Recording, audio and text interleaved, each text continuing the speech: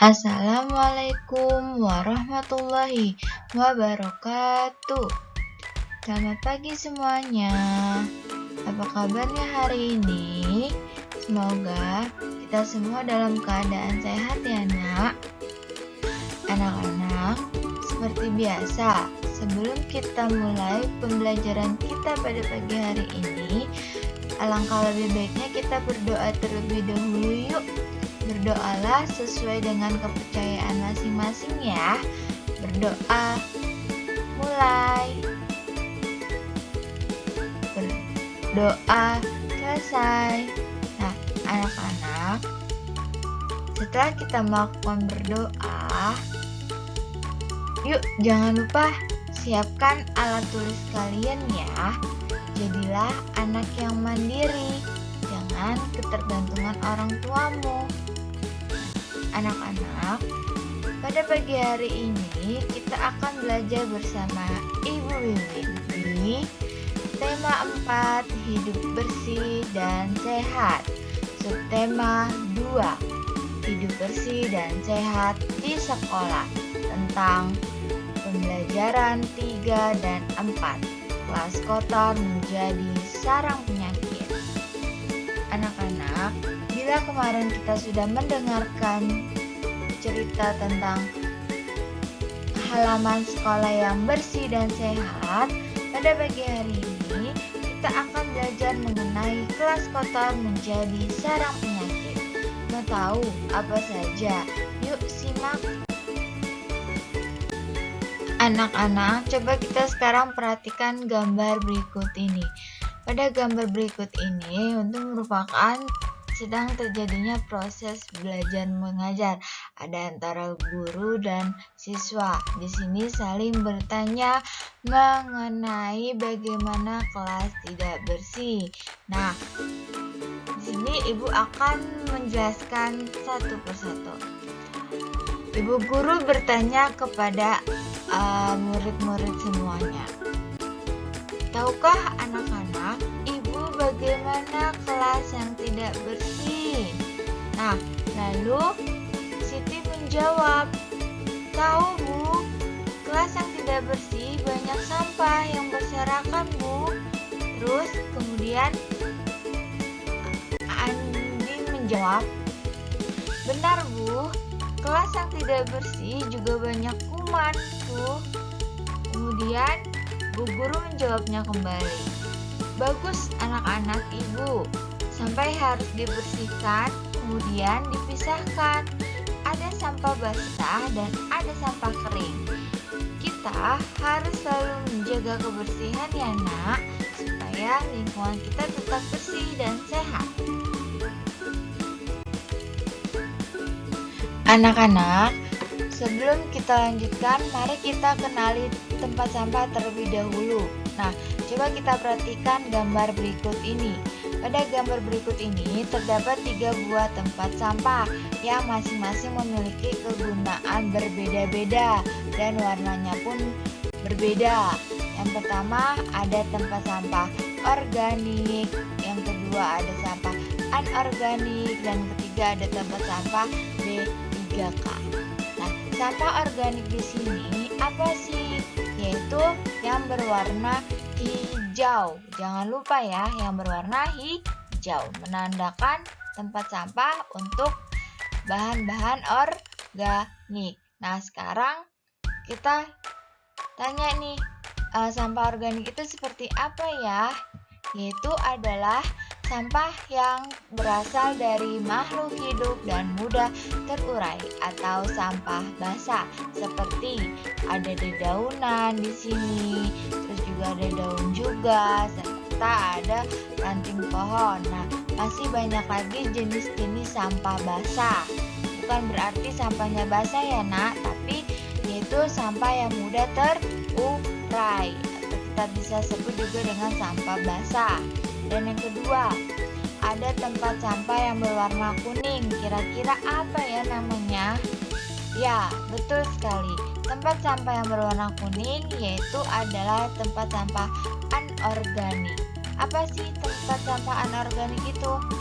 Yaitu adalah sampah yang sulit terurai oleh tanah atau sampah kering, yaitu biasanya terdiri dari kaleng bekas minuman, terus plastik, dan ada botol aqua. Nah, makanya dari itu untuk meminimalisir atau mengurangi sampah kering yang sulit terurai, pemerintah sudah menggalakkan bebas dari kantong plastik. Jadi masing-masing setiap membawa kantong plastik supaya sampah kering kita akan berkurang dan tidak akan mencemarkan lingkungan sekitar kita.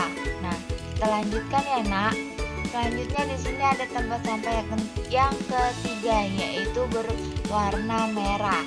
Nama tempat sampahnya adalah B3. Apa sih? Yaitu adalah sampah B3 memiliki kepanjangan dari bahan berbahaya beracun.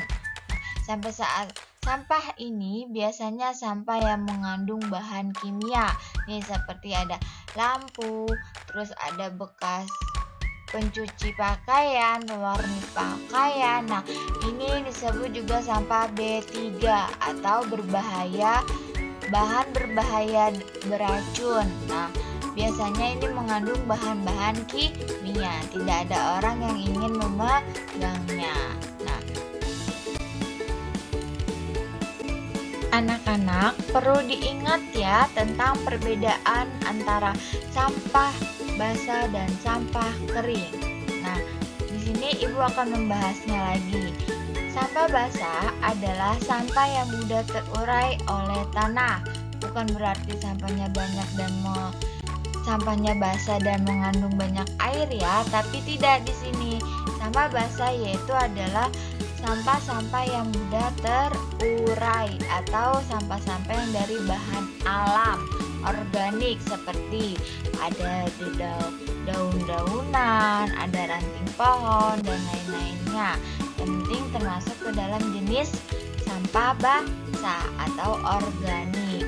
Nah,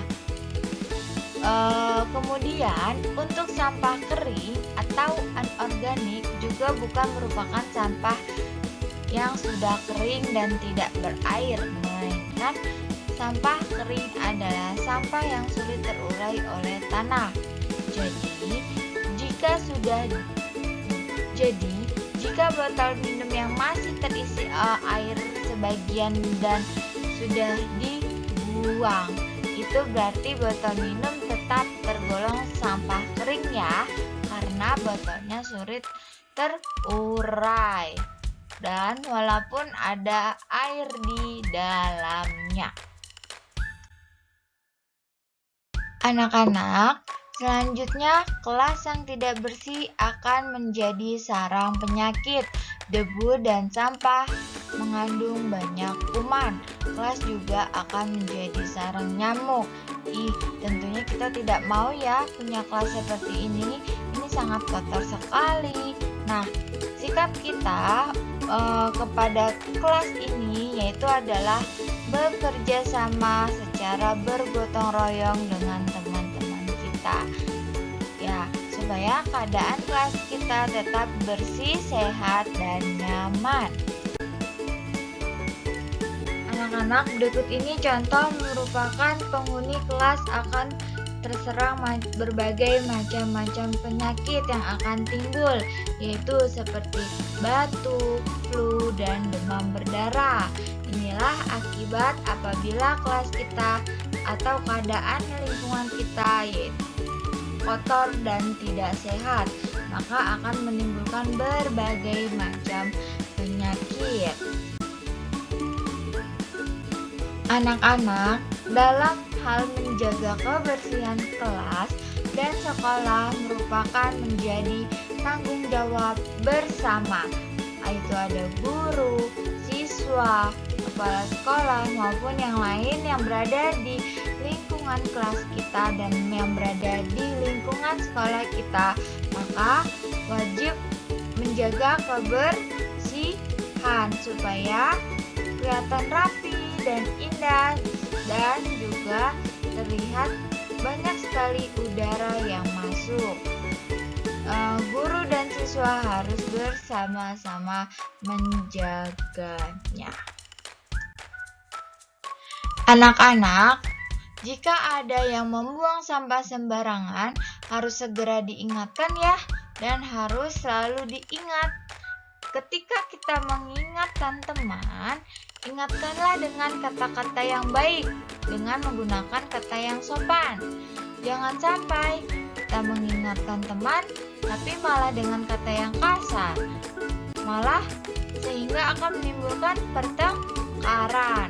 Nah, dengan sikap saling mengingatkan dengan baik, kebersihan kelas akan terjaga, penyakit pun tidak akan bersarang.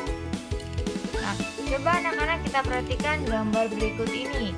Ada sebuah gambar kedua anak laki-laki.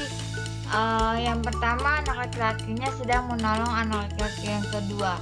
Yang kedua ini terjatuh karena terpleset oleh bungkus pisang atau kulit pisang. Maka hal ini tidak boleh terjadi. Harusnya buanglah sampah pada tempatnya, harusnya dibuang supaya tidak menimbulkan cedera atau tidak menimbulkan terjatuh, akan berbahaya seperti ini. Maka tidak boleh ya nak, apabila kita melihatnya sampah, maka kita harus segera membuangnya. Walaupun kita tidak melakukan, tapi kita harus melakukan, menjaga kebersihan.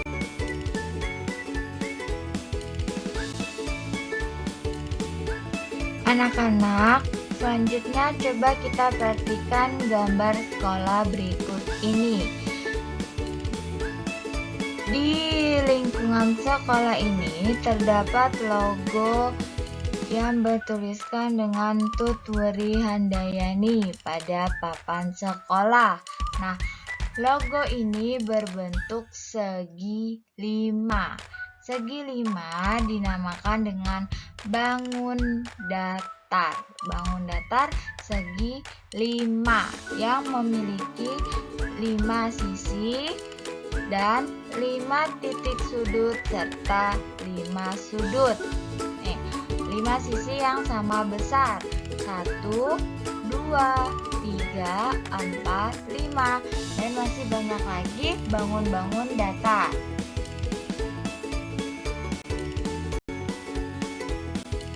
Cukup sekian, terima kasih pembelajaran kita pada pagi hari ini. Kita akan melanjutkan di pembelajaran selanjutnya. Jangan lupa, setelah kalian menyimak video ini, kalian kerjakan tugas yang sudah ibu berikan ya nak. Selamat mengerjakan, kalian hebat. Wassalamualaikum warahmatullahi wabarakatuh.